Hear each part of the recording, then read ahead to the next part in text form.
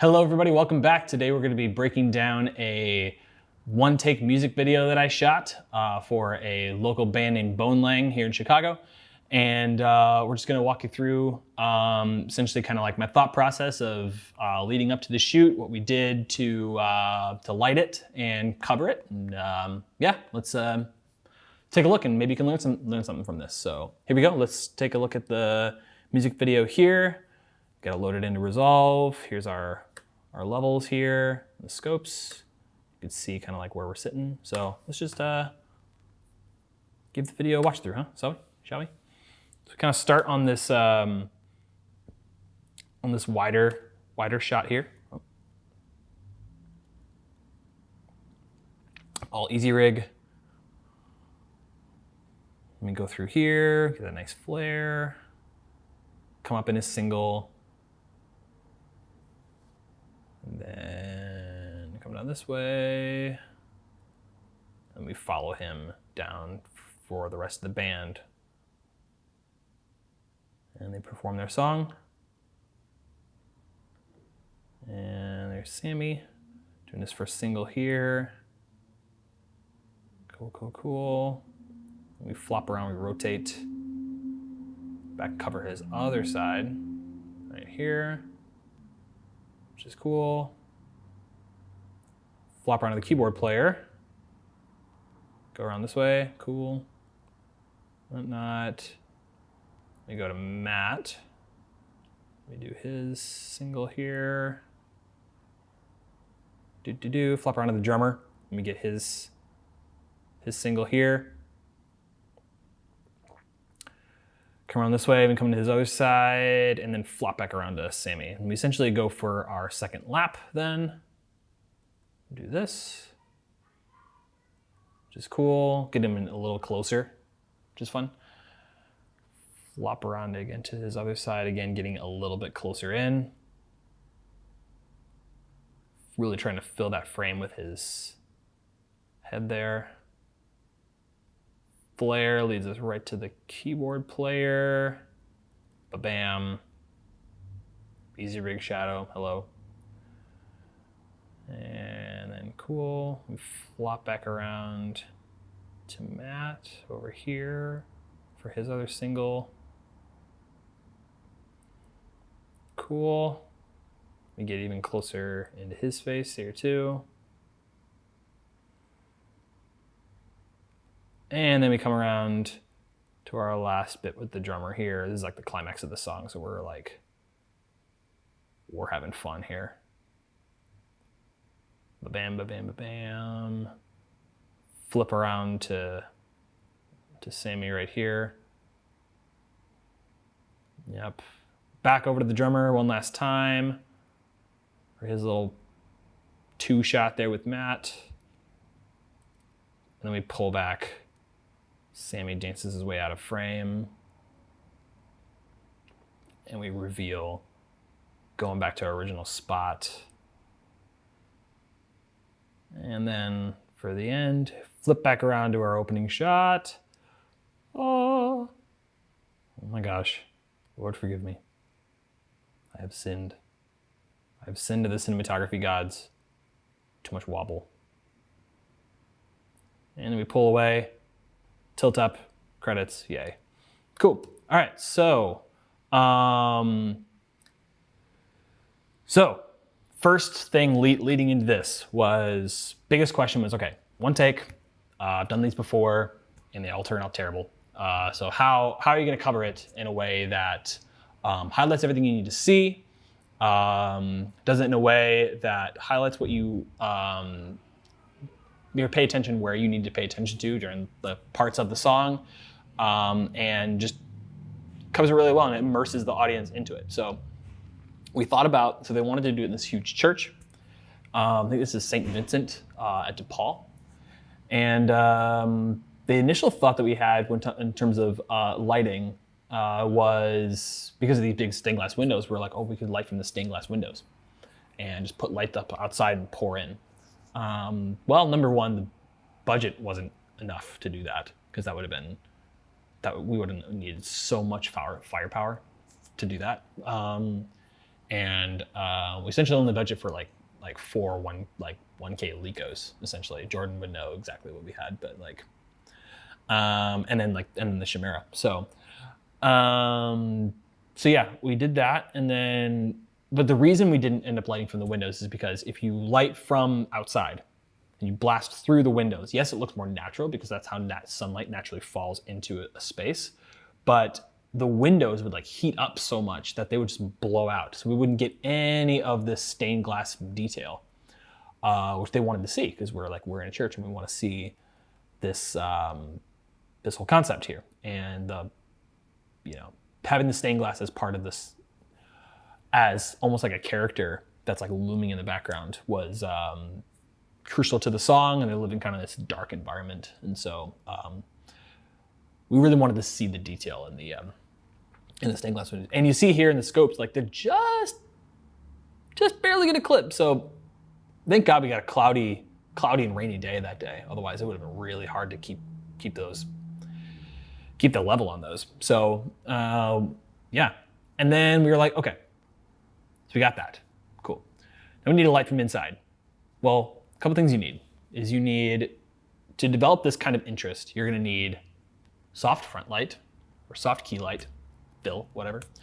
But then we're gonna need some sort of edge light, like what I got going on right here, to kind of pull them out from the background a little bit. Because otherwise they're just gonna fall flat. It's just gonna be, his black hair is just gonna like mush into the background.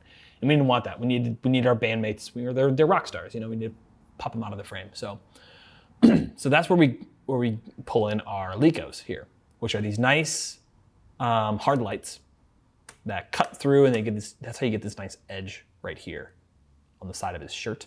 I'll go full screen, you can see better. Come on, let's go. That's how you get this like nice hair light, and even this little bit on his arm right there. It's like, look at all that, like it just pulls him out from the background. And having that nice backlight is how you do that. And of course, you haze out the room a lot, and you get this like nice, lifts the contrast a little bit so it's not so crunchy. It just helps like expand the bottom part of the region, so of the image, because you can see like down here in the scopes, his skin tones are like living up here at around like 50 or 40 IRE, but the rest of the image is living way in this like lower part down here. So it's really like, it's like dropped down and then pulled, so you can like see, like, it's not like, you can kind of see, if you look really, really closely, you can still see all the little details in the church building. Again, like it's still very, very dark, but you can still see it because it's expanded, And so I was talking about something else. I was talking about the backlight. The only problem with doing what we did, and I probably wouldn't do this again, is having them face direct opposite sides of the room. Because then you get this. Then you get like light from this side and then light from this side. And it kind of ends up, and yes, there is shape to it. It does look three-dimensional because you get this like nice dark side right here. You get this like nice edge around the nose here. But like, ideally, and this is if you have like an unlimited budget, what you would want to do is you want to put these lights on DMX dimmers, so you can control everything from the board. So like when you flipped around to this angle, this light back here, that was just his backlight before on the other side, you just dim that down. So then this fill side ends up being a lot darker, and then you pump this one a lot with a lot of level.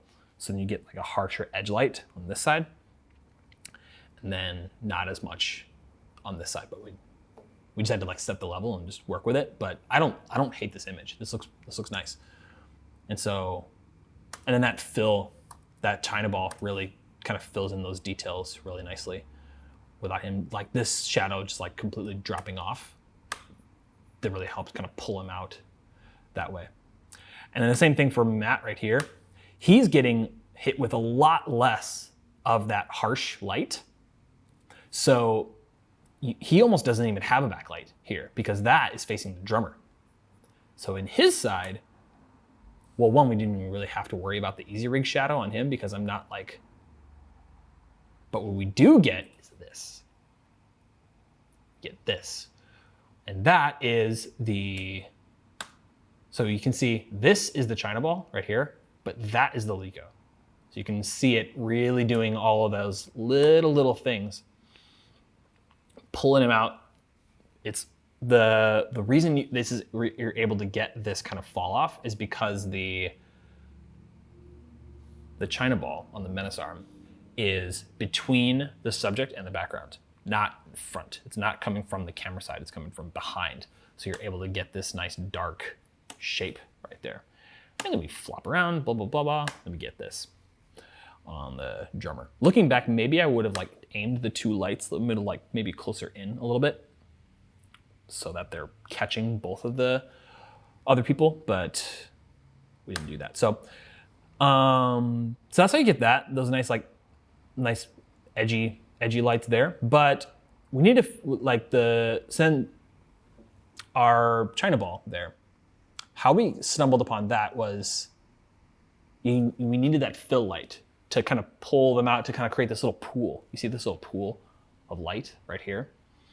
That's what that is doing. That is doing all that work right there. And so we thought about doing this a couple different ways. One was, since it's like they're kind of surrounding this little like pool, we thought, why don't we aim some lights like into that, and then the up light, like from that, the reflective light, will create these nice like water patterns like on their face, which can be really cool. Here's the problem with that. You need something to consistently move the water, so it's like it creates this constant pattern. So you need some sort of motorized device like in the pool, and then you need to figure out how to hide those lights in the pool and get enough level so that it comes up at the actors, the band members. And we just didn't have enough time to finesse it to get it to look and we couldn't figure out how to like get those in there. Maybe use like light mats or something, but we thought, it would have been one thing if I was married to the idea of uplighting them, but like I personally don't really like how it looks that much. Like both of these lights, for example, right here are coming down like from like higher lighting, and I just think that looks better. So we thought, why don't we just hang a big China ball from a menace arm? And then that ended up being a good thing for the band, because they're like, hey, we got this hook thing that we love to add in all of our music videos. It's just like their thing. And so that ended up being a win-win, because not only are we able to light the band with the menace arm, but they're like, can we hang the hook from it too? And so we're like, yeah, let's try it. Wasn't that heavy? Ended up working out great. Just like position the hook where it needs to be and kind of lock it in place so it's not twisting and flipping around. And then there we go. Then we got this image here. The only thing that I maybe would have changed, I don't know if we could have done as much differently, is bam, stand in the shot. And the reason you would get around this is you would just cover it up with gaff tape, or drape honestly just like covered up in Duvetine, but we just like ran out of it all that we had. And so really it's just about just working within your means, working with what you have. We were given a small budget to get like 4 lights, and 5 lights really, and the menace arm, and that was what we could do.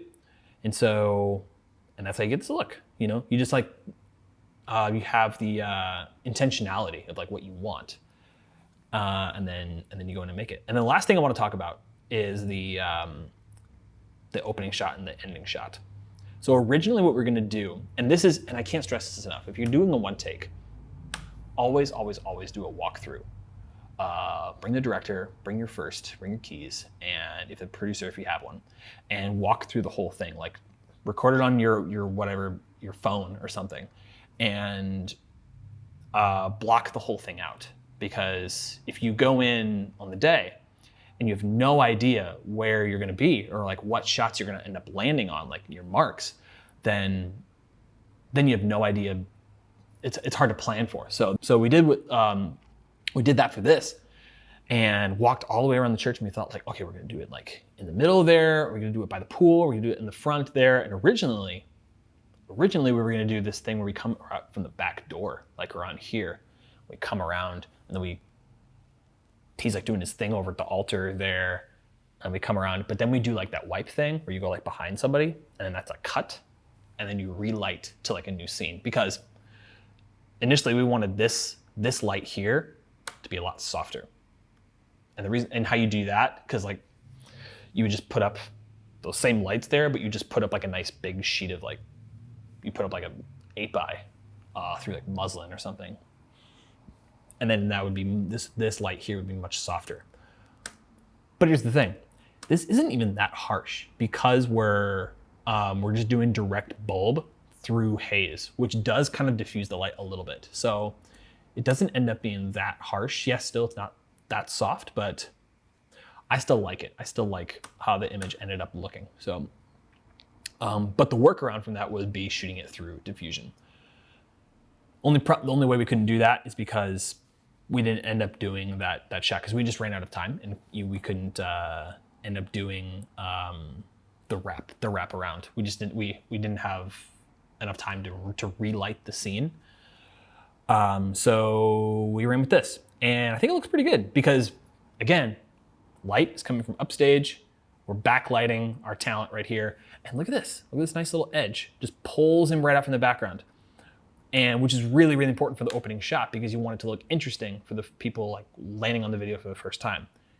Image interesting enough, you push in, get this nice little flare, boom, bam, pulls you right in. So ideally, everything, probably should have done this on a Steadicam because that maybe would have immersed the audience into the flow a little bit more.